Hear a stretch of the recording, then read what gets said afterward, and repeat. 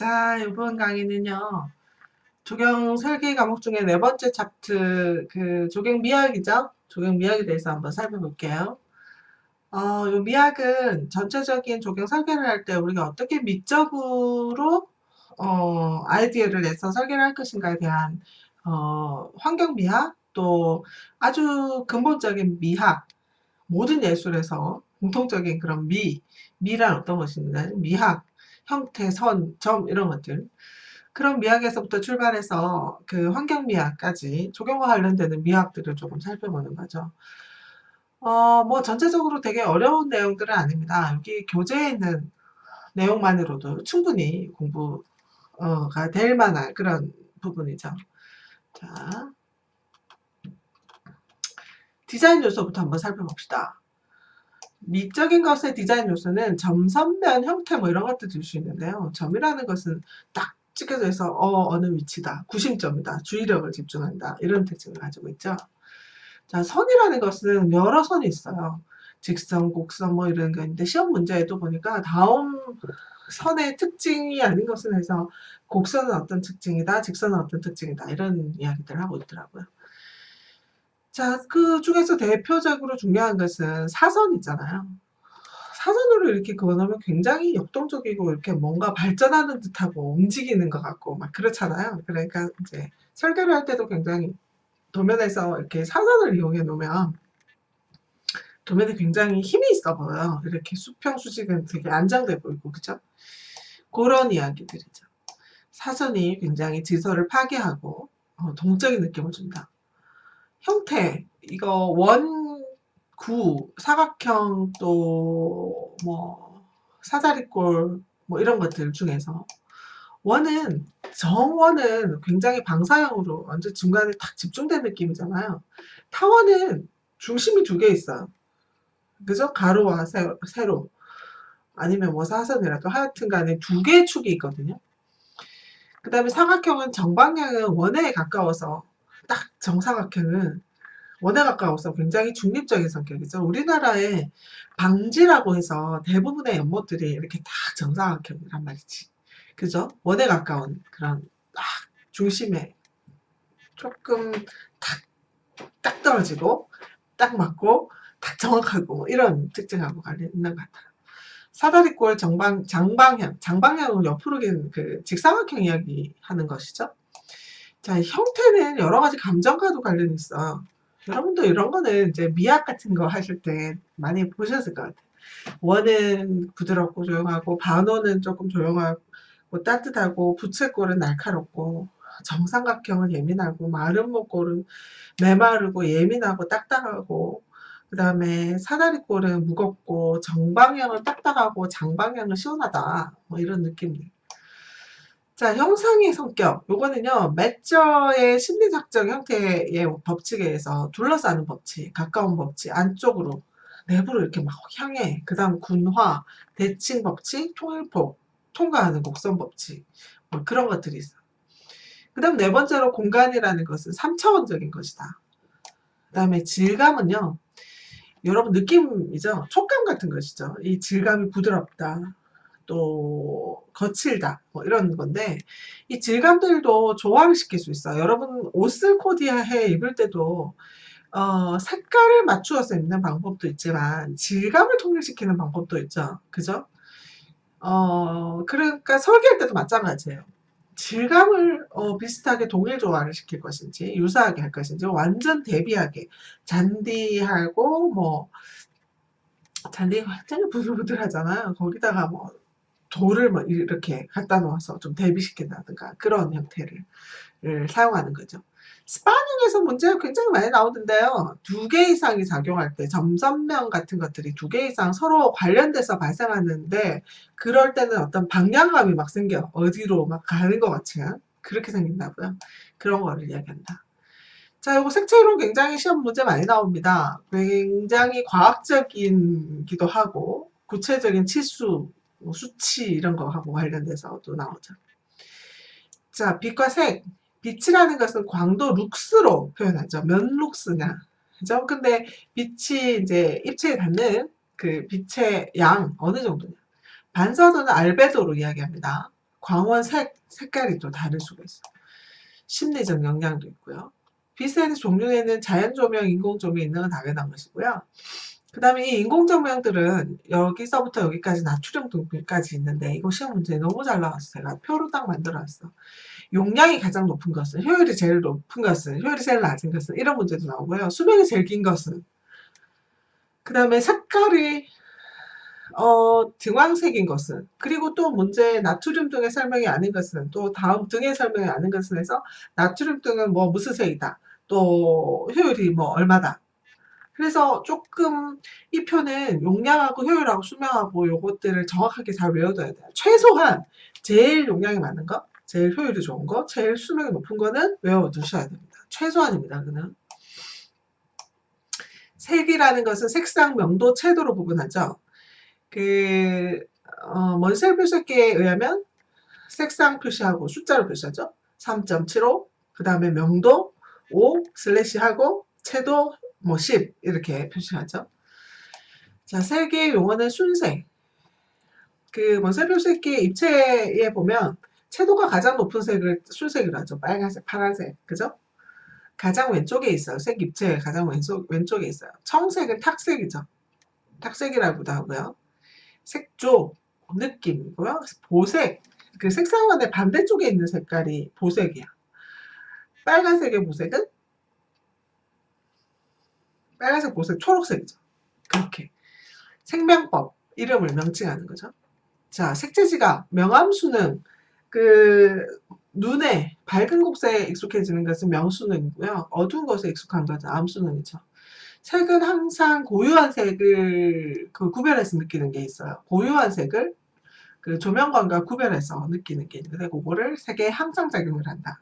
다음 문제에서 색의 프루키니 현상은 너무 잘 나와요. 굉장히 중요한데 빛의 파장이 굉장히 긴 적색이나 황색, 적색은 파장이 길거든요. 얘는 어둡게 보여. 그 다음에 파장이 짧은 파랑하고 녹색은 굉장히 밝게 보인단 말이죠. 원래 성격이. 그래서 파장이 짧은 색은 약간의 빛만 있어도 잘 보이는데 긴 파장은 빛이 굉장히 많이 있어야지 보여요. 그래서 밤이 되면 어떻게? 빛이 작아지죠. 빛이 양이 쭉 적어진단 말이죠. 그래서 푸른색 계열이 밤에는 보이는 거죠. 밤에 많이 보이는 거죠. 파장이 짧은 파란색, 녹색이. 그래서 저녁 노을이 약간 보라색 계통의, 푸른 계통의 이런 색이란 말이죠. 색이 원래 있어. 다 있어요. 있는데 빛이 줄어드니까 우리 눈에 파장이 짧은 것만 보이는 거죠. 그런 현상을 프루키니의 현상이라고 한다는 거예요. 잔상, 어떤 색깔을 가만히 들여다보고 있다가 흰색 벽을 탁 봤을 때 색깔이 남아있어. 반대 보색이 탁 보여요. 흰색 벽이. 그걸 잔상이라고 하죠. 대비, 그 다음에 리브만 효과. 도형과 바탕의 명도가 비슷하면 도형의 윤곽이 뚜렷하지 않고 형상이 사라져 보이는 현상을 리브만 효과라고 한다. 앞으로 튀어나온 색, 뒤로 후퇴하는 색, 색의 연상, 우리 뭐 하늘색 뭐 이런 거 있잖아요. 색의 자극, 그 다음에 오렌지색 뭐 이런 거. 사실 그거 오렌지색은 이제 명칭이 없었습니다만은 그 다음에 색을 상징하는 거. 자, 이거 간디스키가 원심력, 황색은 이렇게 바깥으로, 청색은 안쪽으로, 적색은 다 고정시켜 있는 간디스키 색의 현상, 그 다음에 색의 기호. 사람들은 남자들은 대체로 한색계를 좋아하고 여성은 온색계를 좋아한다. 근데 뭐 이거는 시대마다 또 다르고 유행마다 다른 것 같아요. 순색은 연령이 낮을수록 좋아한다. 안전 색채가 있고 안전 색광이 있어요. 요거는 시험에 잘 나오겠죠. 딱 떨어져 있으니까요. 그 다음에 뉴턴의 색의 혼합에 보시면 색광의 혼합이 있고 물감의 혼합이 있어요. 이거는 빛을 혼합하는 것이고 요거는 물감을 혼합하는 것인데 이 색광, 빛을 혼합하면 점점 밝아져요. 그래서 여기 제일 중앙에 여기가 흰색이 돼. 그런데 물감은 여러분 혼합해 보셨겠지만 섞으면 섞을수록 진해져서 여기 중간에 있는 색이 검정색이 돼요. 어두워져요. 그래서 얘를 감법이라고 하고 얘는 점점 밝아지기 때문에 가법이라고 해요. 아시겠죠? 시험 문제 잘 나옵니다. 제가 너무 간단하게 잘 설명했죠. 자, 가법색의 접녹색. 근데 색깔이 여기에 뭐 있는지 또 달라요. 적색, 청자색, 녹색 있고 청록색, 황색 있단 말이죠. 그래서 두 개 섞으면 무슨 색이고 두 개 섞으면 무슨 색이고 이것도 알아두셔야 돼요. 자, 표색계, 먼시에 표색계 우리나라에서 기준으로 사용하고 있고요. 오스트발트 같은 것도 있어요. 자, 5개 색. R, Y, G, B, P 5개 중간 색상 넣고 10색상을 기준으로 합니다. 그 다음에 10순색을 4단계로 구분해서 40단계로 이야기하고요. 무채색 명도는 1에서 9번까지 쓰고요. 유채색 2에서 8단계 씁니다. 표시방법 요거 시험에 너무 잘 나옵니다. 요거 별표를 해야겠어요. 자, 요거요. 예를 들어서 표시가 이렇게 돼 있어요. 그러면 5가 지금 뭐예요? 5가 지금 색상이에요. 그 다음에 OR이 색상이에요. OR. 레드 5. OR이요. 그 다음에 4. 요게 명도. 요 14. 요게 채도예요. 알겠죠? 요거 시험 문제 나온다고요. 여기서 색상은 뭐냐? 그 다음 명도는 뭐냐? 채도는 뭐냐? 자, 그런데 중요한 게 2015년에 한국산업규격 개정 색 이름이 변경이 됐어요. YR이 O로 변하고요. GY가 YG로 변하고요. 그래서 요 색이 변한 것들은 최근 문제에 조금 나올 수가 있겠죠. 색입체. 자, 요렇게 돌아가는 게 색상이고요. 동그랗게 돌아가는 게. 그 다음에 명도는 여기서부터 쭉 밝아져. 이렇게 변하고요. 중간에서부터 변하죠. 이렇게 변하고. 채도는 이렇게 양쪽으로 이렇게 번호가 매겨지는 게 채도입니다. 자, 색의 조화. 단색, 두색, 삼색, 다색. 명도도 조화시킬 수 있고 채도도 조화시킬 수 있죠. 색상, 색채 대비, 명도 대비, 색상 대비 반대로 이제 대비시킨다는 거죠. 보색 대비, 한난 대비, 면적 대비. 여러분, 이거는 여기 있는 대비는 이제 이 대비를 시켜서 어떤 조화미를 끄집어내는가 하고 관련이 있기 때문에 그 색깔을 대비시켜서 효과를 내는 거, 채도를 대비시켜서 효과를 내는 거, 뭐 이런 거단 말이죠. 그래서 잘 보셔야 될 것 같아요. 자, 색소, 엽록소, 식물 색소 이런 것들 있다. 무슨 색인지 잘 보세요. 엽록소 녹색, 키산토필 황색, 그 카로티노이드 황색, 등색, 적색, 과일에 주로 많은 거죠. 안토시안, 적색, 청색, 자색, 꽃이나 잎에 가장 화려하다. 그러면 이 디자인 원리, 자, 점, 선면, 형태, 색 이런 것들이 있었어요. 그 디자인 구성 요소들이 있었어요. 그거를 이제 어떻게 섞어갖고 조화롭게 만들고 통일 있게 만들고 이런 디자인 원리입니다. 이런 디자인 원리. 아까는 디자인 구성 요소였고 지금은 디자인 원리예요. 문제 이런 문제도 있더라고. 다음 좀 디자인 요소가 아닌 것은 해서 점선면 조화. 아시겠죠? 어떻게 문제가 나오는지. 자, 조화는 여러 개에서 공통점이나 비슷한 것들 해서 어울리는 걸 이야기하는 거죠. 유사해서 좋아할 수 있고 대비해서 좋아할 수 있어요. 통일, 똑같은 걸 이야기하는 거죠. 변화, 변해. 그런데 변화는 지루함이 없을 수 있어요. 통일, 좋아요. 통일하면 단순하고 깔끔한데 너무 통일돼 있으면 단순하고 지루합니다. 근데 변화도요, 이 단순함과 통일에서 오는 단순함과 지루함을 변화를 줘서 좀 이렇게 느낌을 다르게 할 수 있는 거죠. 균형. 이 균형은 대칭 균형이 있고 비대칭 균형이 있는데요. 그림을 제가 일부러 이렇게 열심히 그렸답니다. 대칭 균형은 저울에 두었을 때 왼쪽 오른쪽이 똑같이 생겼어. 좌우 대칭이요. 그런데 비대칭 균형은 그림만 보세요. 얘들이 이렇게 저울이 이렇게 똑바를 수 있을까? 이게 무게가 다르면 가능하겠죠. 또 색깔이 다르면 가능하겠죠. 재료가 달라도 가능하겠죠. 이해되세요? 자, 다름에도 불구하고 어떤 균형을 이렇게 저울이 이렇게 균형을 맞추고 있단 말이죠. 그런 거. 그 다음에 방사 균형. 베르사유 궁전에서 들을 수 있는데요. 이렇게 중간에서 방사형으로 이렇게 막 생겨서 태양을 상징한다고 해서 그런 이론에서 나온 거죠. 율동, 리듬 이렇게 나무를 하나, 둘, 셋, 하나, 둘, 셋. 이런 식으로 심으면 제가 그림 그려볼까요? 나무를 식재하는데 이런 리듬이 되도록 식재하는 거야. 높이를요. 이렇게. 그러면 어떤 리듬 같은 게 느껴지죠? 이렇게요. 그런 것들을 고려해서 설계를 해본다는 거죠. 자, 반복, 점진, 교체, 대조. 요 그림 시험에 문제 나온 적 있어요. 자, 강조는 가다가 하나씩, 포인트가 하나씩 있는 거죠. 강조하는. 기타, 축. 자, 설계할 때 축 굉장히 중요해요. 진입부에서부터 굉장히 중요한 데까지 동선이 이렇게 축이 하나, 주축이 있고 부축이 있고 이렇게 나눌 수 있죠. 비례, 황금분할, 또 린치광장비. 동양에서는 4대6이나 3대7 이런 것들요. 통경성, 비스타, 아이스톱 이런 것들을 또 설계 요소로 들 수가 있어요. 구획, 눈가림, 단수미 이런 거 들 수 있고요. 자, 이제 환경미학에 봅시다. 좀 전에 제가 경관 분석할 때 이 도형 그림 이야기했는데요. 이 그림을 검정색 바탕을 기준으로 보면 사람 얼굴 같이 생겼죠. 근데 흰색 면을 보세요. 그러면 모래시계 같이 생겼어요. 그러니까 뭐를 기준으로 보느냐에 따라서 형태가 달라 보인다. 그래서 도지 이론이라고 해. 그래서 시험 문제도 많이 나오는데요. 뭐가 도형이고 뭐가 배경이냐. 뭐가 도형이고 뭐가 배경이냐. 그림은 배경이에요.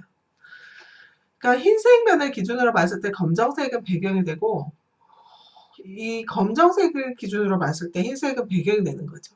그러니까 바뀐다는 거예요. 자, 도형 조직의 원리, 근접성 원리. 두 개, 이게 묶어져서 이렇게 보게 되죠. 유사성 원리. 쫙 비슷한 것끼리 쫙쫙 훑어. 그죠? 연속성. 사실 이거 물결 치는 것처럼 이렇게 보이죠. 그 다음에 완결성. 그림이 떨어져 있지만 우리 말 타고 있는 사람 같이 느껴지죠. 그 다음에 대칭성. 대칭이야. 왼쪽, 오른쪽이요. 그 다음에 각도 방향에 대한 착시인데요. 착시는 사실 이 선은 이 선하고 수평이에요. 그런데 곡선으로 보여. 조금 굽어 있는 것처럼 보이는 착시, 방향에 대한 착시. 그 다음에 분할 착시는요. 얘하고 길이가 같아요, 사실은. 그런데 BC가 더 길어 보이는 거죠. 등분을 해버리니까. 이것도 마찬가지예요. 몰라라이려 도형이라고 요거 굉장히 시험에 잘 나오는데요. 요렇게 하면 이게 더 넓어 보여. 이렇게 하는 것보다. 그래서 실내 공간 디자인 같은 거 할 때도 똑같은 공간이지만 어떤 형태로 만드느냐에 따라서 더 넓어 보일 수 있어. 그런 원리를 말하는 거죠. 대비, 색깔에 따라서 또 면적에 따라서 달라요. 과대치, 윗부분이 좀 넓게 보여요, 사실은. 수평 수직, A가 더 길어 보이죠.